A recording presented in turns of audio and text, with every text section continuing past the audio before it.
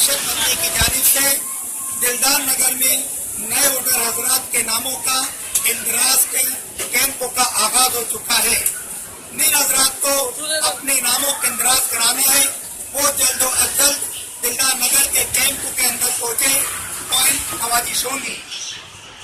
खिदमत अंजाम देने वालों में जनाब Ashfaq sir, Masood sir, Nadeem sir, Owais भाई, नासिर भाई, शाहिद भाई और नौजवानान दिलदार नगर धूलिया ऐलान करदा धूलिया जमीयत उलमा अरशद मदनी। अरे खड़ो खड़ो खड़ो